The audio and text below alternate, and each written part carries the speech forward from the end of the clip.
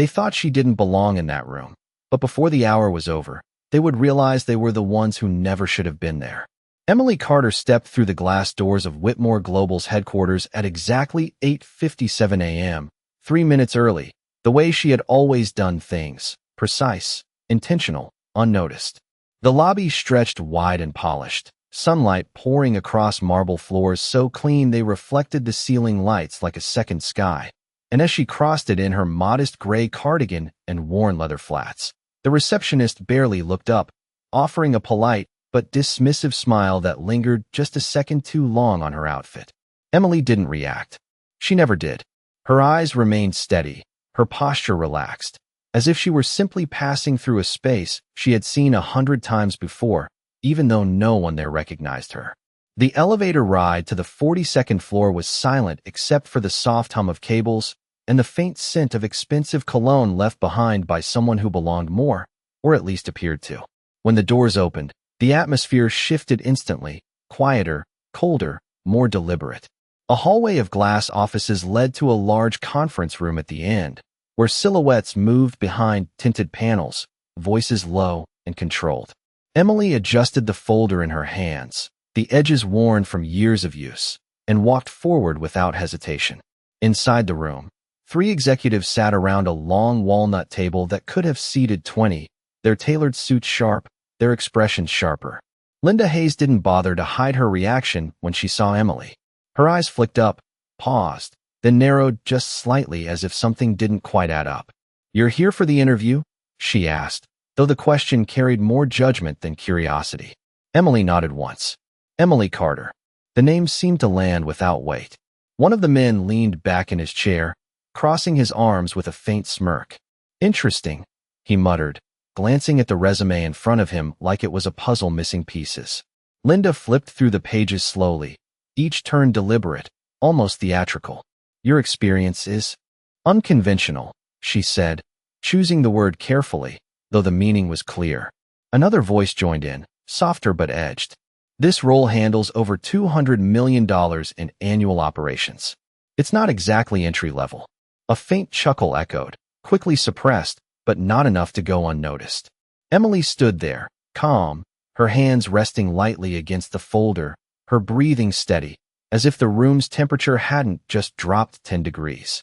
Outside, the city stretched for miles, but inside, everything seemed to narrow down to the weight of a single moment. Linda closed the resume with a quiet snap, her gaze sharpening. "Let's see if you can keep up," she said, sliding a printed document across the table, a complex case scenario designed to expose weaknesses, not measure potential.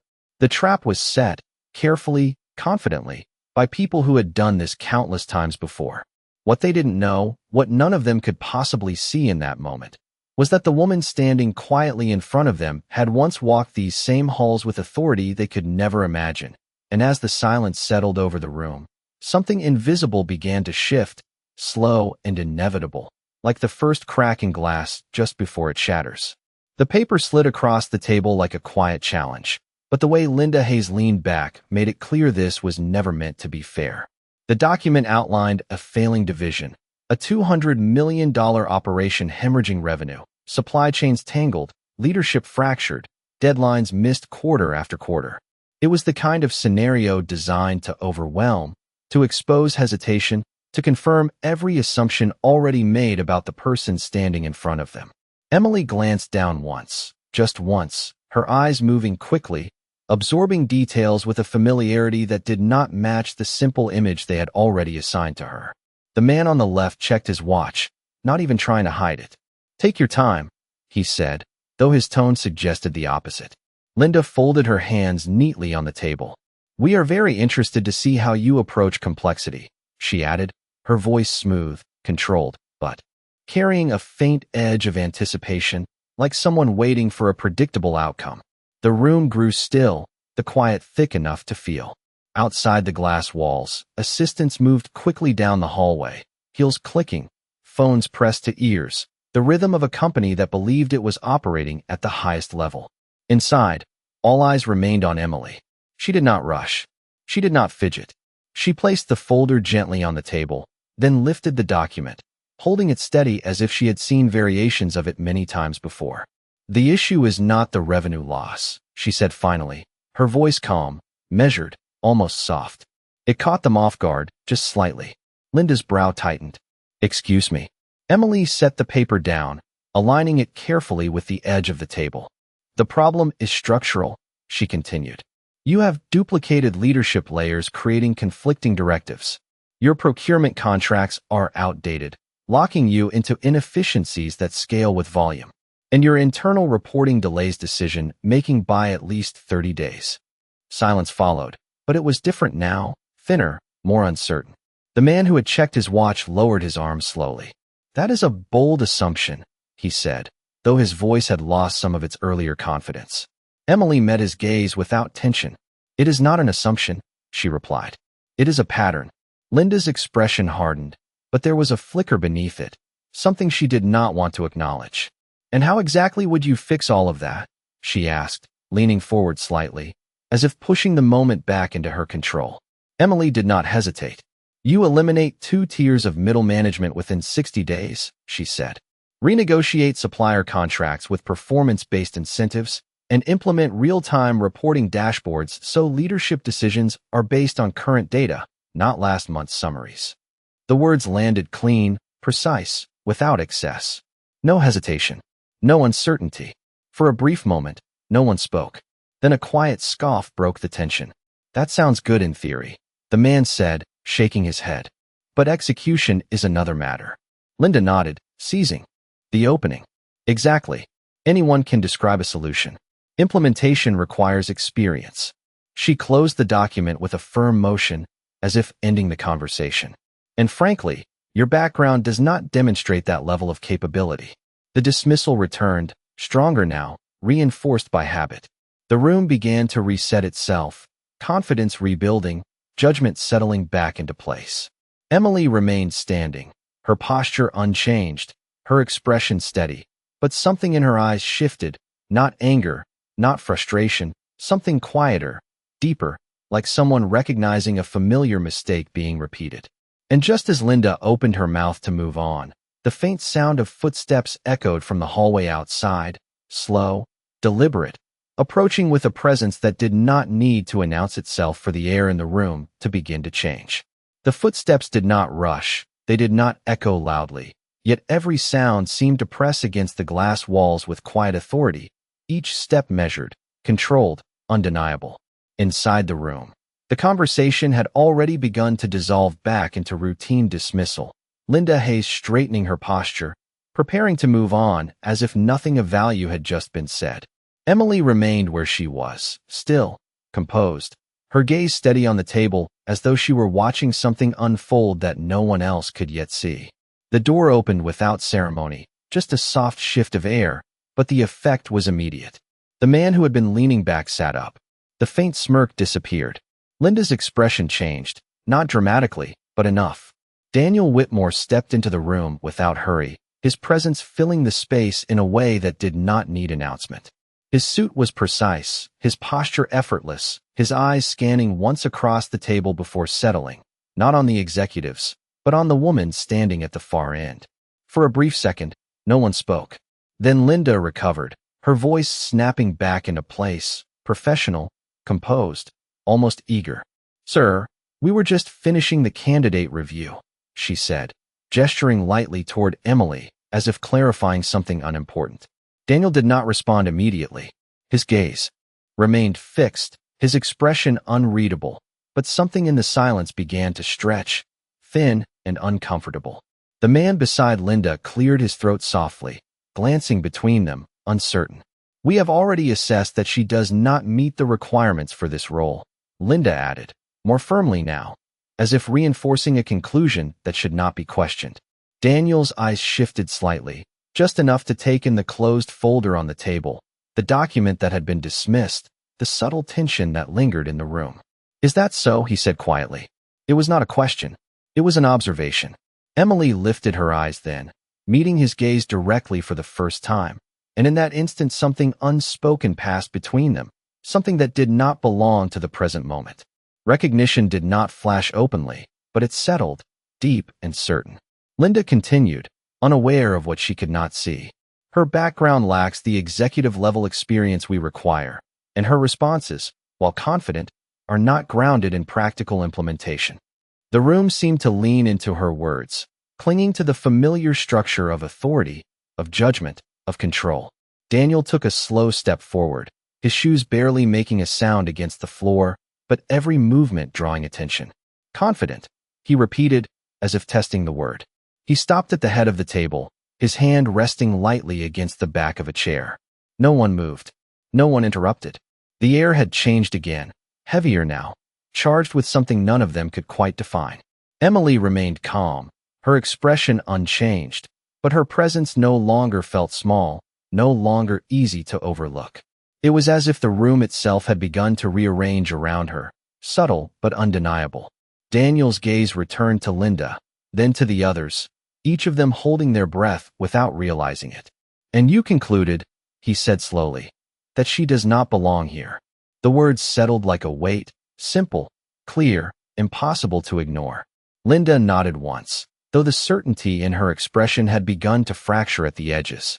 "Yes, sir." Another silence followed, longer this time, stretching just enough for doubt to slip in where confidence had been. And in that space, something irreversible began to take shape, quiet, controlled, and far more powerful than anything that had been said so far. No one in that room realized the moment had already slipped beyond their control, because Daniel Whitmore did not raise his voice, he did not show anger, and that made it worse. His hand rested lightly on the back of the chair, fingers still, his gaze steady as it moved once more toward Emily, then back to the panel, as if measuring something far deeper than qualifications. Linda felt it first, that subtle shift, the kind that does not announce itself but unsettles everything beneath it. She straightened slightly, forcing confidence back into her posture. "We followed standard evaluation procedures," she said, her tone carefully composed, though just a fraction tighter than before. "Her profile simply does not align with the level of responsibility required." Daniel nodded slowly, as if acknowledging the words without agreeing to them. "Standard procedures," he repeated, almost thoughtfully. Then his eyes returned to Emily again, lingering just long enough for the silence to stretch further. The man beside Linda shifted in his seat, adjusting his tie, suddenly aware of how small the room had become. "Did you ask her about the restructuring model she just outlined?" Daniel continued, his voice calm, but each word landing with quiet precision. Linda hesitated, only for a second, but it was enough. "We evaluated her response," she replied, choosing her phrasing carefully. It lacked demonstrated execution. Emily remained still, her expression unchanged, but there was something in her eyes now, something that suggested she had heard this before, many times, in rooms just like this. Daniel exhaled softly, not in frustration, but in recognition. "Execution," he said, almost under his breath, as if the word itself carried history. He stepped closer to the table, his presence drawing every eye without effort. "Tell me," he continued, looking directly at Linda now, "how long have you been with this company?" The question caught her off guard. 7 years, she answered. Quickly. "And in those 7 years," Daniel said, his tone still even, "have you ever reviewed the original operational restructuring that stabilized our expansion phase?" The room went completely still. Linda's expression faltered, just slightly. "I am familiar with our growth history," she said, though her voice no longer carried the same certainty. Daniel's gaze did not move. "Are you?" he replied quietly. The man on the left glanced down at the table, suddenly very interested in the grain of the wood. No one spoke. The weight of something unspoken began to settle, heavy and unmistakable. Emily shifted then, not nervously, not defensively, but with quiet intention. She placed her folder gently on the table, opening it with steady hands, revealing documents that had clearly been carried far longer than just this morning. She slid a single page forward, aligning it with the edge of the table the same way she had done before. Daniel did not need to look closely. He already knew. But the others did. Linda's eyes dropped to the page, scanning quickly, then slowing, then stopping entirely. The color in her face changed, not dramatically, but enough. "This," she began, her voice catching before she could finish. The signature at the bottom of the document was not unfamiliar, but it was not where she expected to see it. Not in this context. Not in this moment. Daniel finally spoke again, softer now, but far more decisive. You evaluated her, he said, his gaze sweeping across the table, without recognizing the very blueprint that built the systems you rely on. The words did not rise in volume, but they landed with unmistakable clarity. No one moved. No one interrupted. And in that silence, the realization began to form, slow and undeniable, that the woman they had dismissed was not an outsider at all, but something far more significant than any of them had imagined. The room did not just fall silent. It seemed to hold its breath, as if even the air understood something had shifted beyond repair. Linda Hayes stared at the document in front of her, her fingers no longer steady as they rested against the edge of the table. The signature was unmistakable now, not just a name, but a name tied to reports, legacy briefings, internal case studies she had once skimmed but never truly understood. Emily Carter. The name echoed differently now, heavier, anchored in something far older than the moment they were standing in. The man to Linda's left leaned forward, squinting at the page, his earlier confidence gone, replaced by a quiet calculation that came far too late. This restructuring plan, he murmured, his voice uncertain, this is from the Phase 1 expansion. No one responded immediately, because they all knew what that meant. Daniel Whitmore let the silence stretch, not out of hesitation, but with intention, allowing realization to arrive on its own terms. 10 years ago, he said finally, his voice calm, almost reflective, this company was on the edge of collapse. Overextended, inefficient, directionless. His eyes moved briefly toward the skyline outside the glass walls, as if recalling something that had never left him. We had capital, but no structure. Ambition, but no discipline. He paused, then looked back at them, until someone walked into a room much like this one and rewrote everything. Linda swallowed, the movement small but visible. Her mind raced, piecing together fragments she had never connected before, training materials, archived presentations, leadership anecdotes that had always felt distant, almost mythologized. That was, she began, but the words would not fully form. Daniel did not interrupt her. He did not need to. Emily stood quietly, her presence no longer something that could be overlooked or dismissed. She did not step forward. She did not assert herself. She simply existed in the truth that had finally surfaced. The man on the right shifted in his seat, his voice low, almost cautious. You are saying, he hesitated, then tried again. You are saying she designed that model. Daniel's gaze sharpened, just slightly. I am not saying it, he replied. I am reminding you.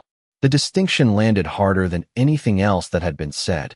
Linda's composure cracked at the edges, not in a dramatic way, but in the subtle loss of control that no amount of professionalism could fully mask.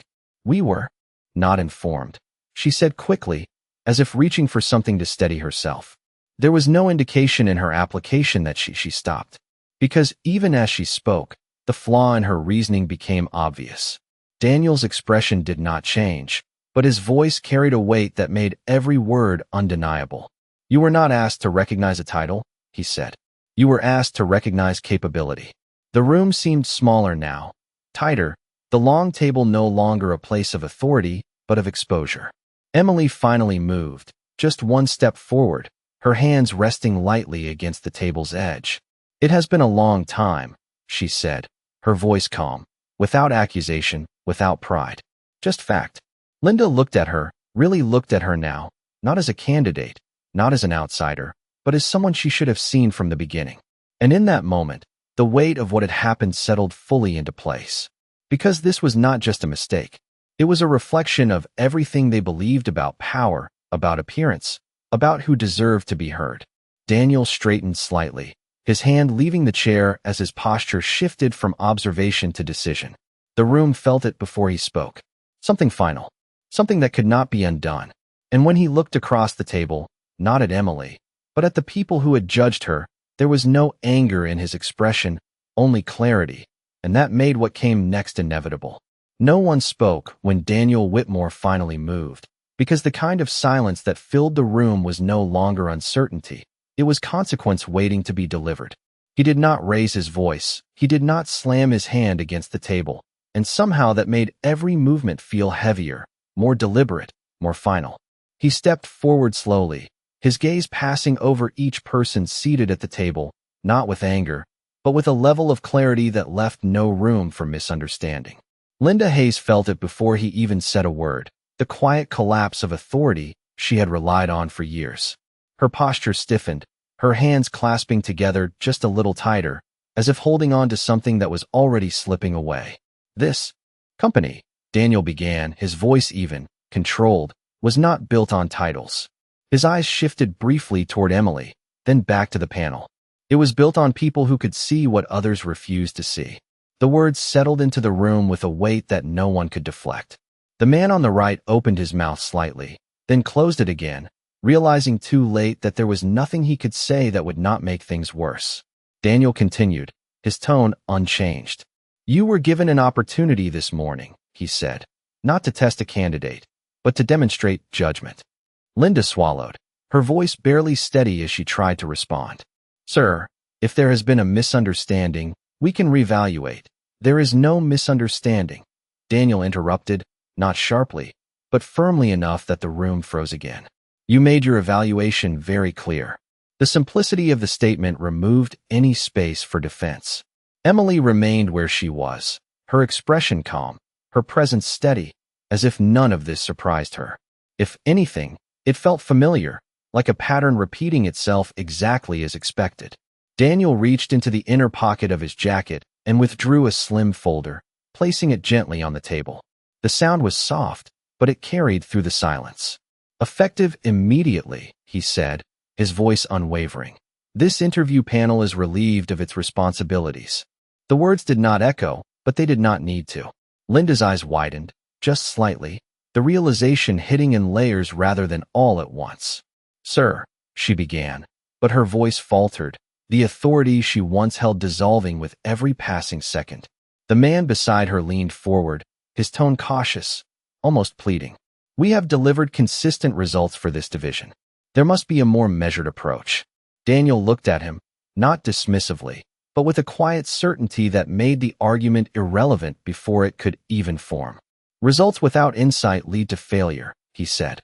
"And failure is not always immediate. Sometimes it is quiet, gradual, and overlooked until it is too late." No one argued after that, because deep down, they understood. This was not about a single interview. This was about everything that had led to it. Emily watched, not with satisfaction, not with vindication, but with a calm acceptance of what was unfolding.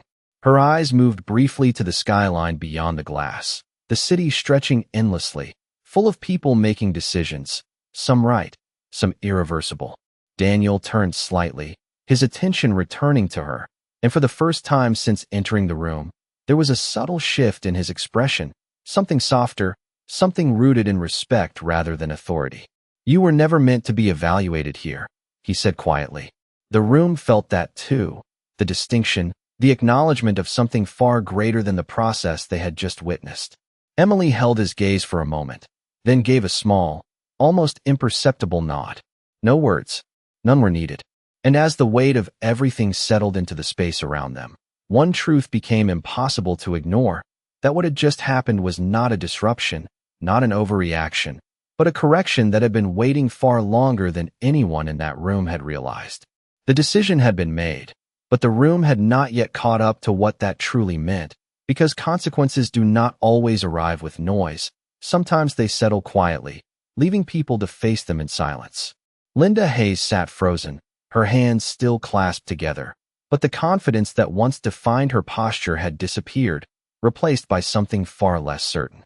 Across the table, the others avoided looking at one another, their earlier composure unraveling in subtle ways, a shift of shoulders, a glance toward the door, a breath held just a second too long. Daniel Whitmore did not rush the moment. He allowed it to exist, to sink in, to become undeniable. Then he turned fully toward Emily, his attention no longer divided, no longer observational, but deliberate. "There is something they were never told," he said, his voice calm, but carrying a depth that changed the tone of the entire room. The words were not directed at her alone, but at everyone present. Emily did not respond immediately. She simply stood there, her posture unchanged, her presence steady, as if she had anticipated this moment long before it arrived. Daniel continued, his gaze steady. 10 years ago, when this company was nothing more than a fragile structure with potential but no direction, it was not a board decision that saved it. He paused, just long enough for the weight of his words to build. It was one person. The room seemed to tighten again, the air pressing in as understanding edged closer, though not everyone was ready to accept it. The man on the right shifted slightly, his voice cautious, almost hesitant. "You mean," he began, but stopped short, as if saying it aloud would confirm something he was not prepared to face. Daniel did not look at him. "I mean her," he said simply. No emphasis, no dramatics, just truth. The words landed with finality. Linda's eyes moved slowly toward Emily, really seeing her now, not as someone out of place, but as someone who had once stood far above everything they believed defined authority. The realization was not immediate. It unfolded in layers, each one heavier than the last. "That restructuring model," Daniel continued, his voice quieter now, but no less powerful, was not a proposal. It was a blueprint that rebuilt this company from the ground up. Emily's gaze softened slightly, not with pride, not with satisfaction, but with something quieter, something reflective. "It was necessary," she said, her voice calm, almost distant, as if speaking about a moment that no longer belonged to her. The simplicity of her response only deepened the impact. Because while the others searched for meaning, for explanation, for something to hold on to, she did not need to justify anything. The truth stood on its own. Daniel nodded once, acknowledging her words. And after it was done, he added, turning his attention briefly back to the panel, she walked away. That part unsettled them even more. Because power, as they understood it, was something to hold on to protect, to display. Walking away from it did not fit into their understanding of success. Linda finally spoke again, her voice quieter now, stripped of the sharpness it once carried. "Why would someone do that?" she asked, not with challenge, but with genuine confusion. Emily looked at her for a moment, her expression steady, her eyes clear. "Because the work was finished," she said. Nothing more. No explanation. No defense. Just a statement that carried a kind of clarity they could not replicate. The room fell silent again, but this time it was different. Not tense, not uncertain, just still, because everything that needed to be understood had already been said. And as Daniel stood beside her, no longer as a distant authority, but as someone who recognized exactly who she was, the balance of power in the room did not just shift, it disappeared entirely, leaving behind only one undeniable truth, that the person they had dismissed without hesitation was the very foundation of everything they had been trusted to protect. The silence no longer felt uncomfortable. It felt decisive, like the moment after a verdict has been delivered and there is nothing left to argue. Linda Hayes lowered her gaze briefly, not in defiance, but in the quiet recognition that everything she had relied on had failed her in a single morning. Across the table, the others sat motionless, their earlier certainty replaced by a careful stillness, as if any movement might make things worse. Daniel Whitmore let the weight of the moment settle fully before he spoke again, because this was no longer about correction, it was about direction.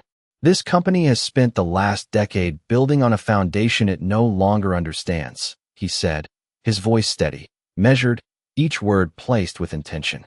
Processes have replaced thinking. Titles have replaced judgment. No one interrupted, because no one could. The truth had already made that impossible. Emily stood beside the table, her hands resting lightly against the edge, her presence calm, grounded, untouched by the tension that still lingered in the room. Daniel turned slightly toward her, his posture shifting, not in authority, but in acknowledgement. "You said the problem is structural," he continued, referencing her earlier words. "You were right." Linda's head lifted slightly at that, not to challenge, but to listen, because for the first time, she understood that this was no longer about her evaluation, it was about everything she had failed to see. Daniel took a slow breath, then faced the room again. "What we are facing now is not a failure of numbers," he said. "It is a failure of perspective." The words settled with quiet force. Emily's eyes moved briefly across the table, not with judgment, but with a kind of distant clarity, as if she were seeing the company not as it was, but as it had become. When systems stop evolving, she said calmly, her voice even, they start protecting themselves instead of serving their purpose. The simplicity of her statement cut deeper than any criticism. The man on the right shifted slightly, his voice low, almost hesitant. If that is the case, he said, then what would you change now? It was not a challenge. It was a question that carried something new, something unfamiliar in that room. Respect. Emily did not answer immediately. She looked down at the document still resting on the table, then back up, her expression thoughtful, measured. You do not fix this by adjusting metrics, she said. You fix it by changing who is allowed to make decisions. The room absorbed that slowly, the implication clear, unavoidable. Linda's posture tightened again, but this time not from confidence, but from realization.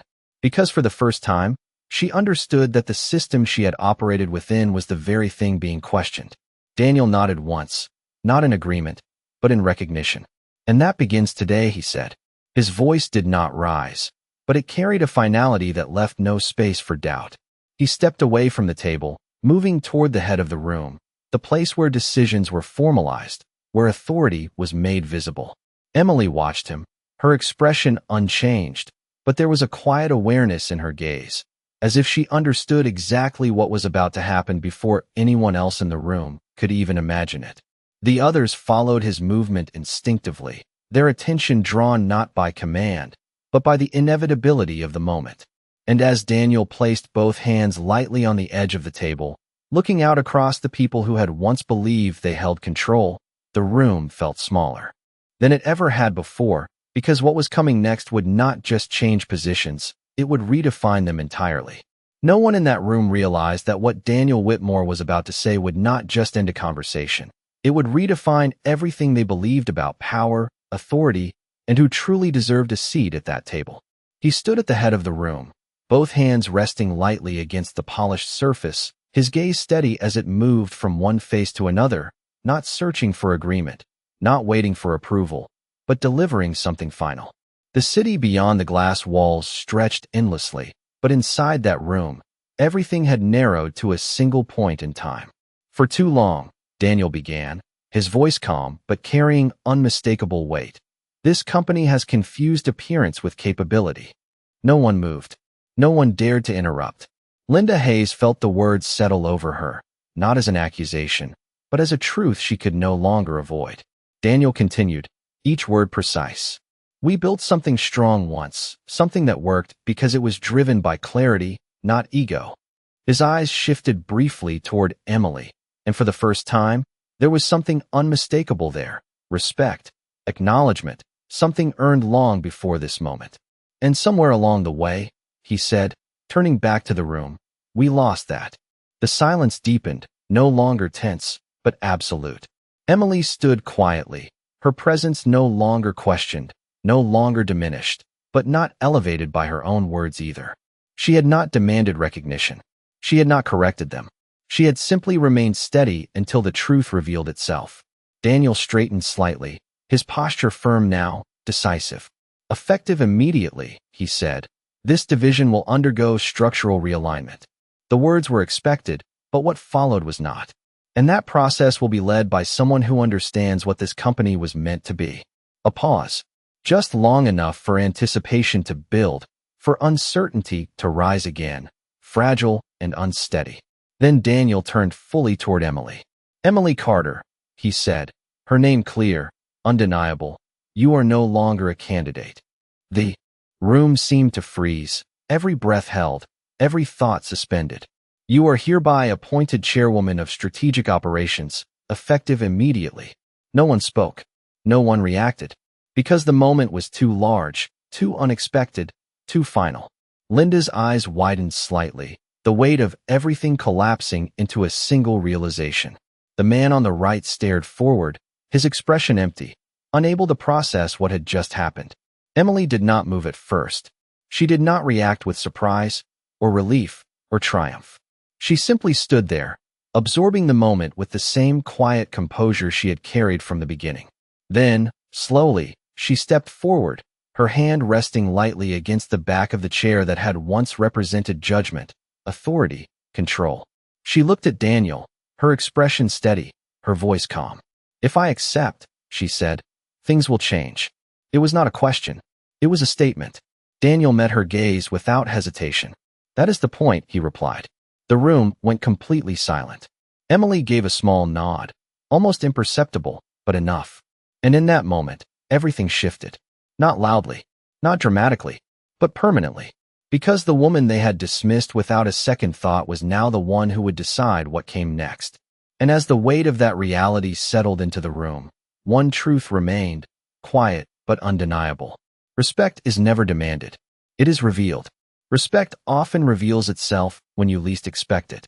If you enjoy stories that uncover truth, dignity, and hidden strength, do not forget to like and subscribe. The next story might just change the way you see the world. Thank you so much for watching.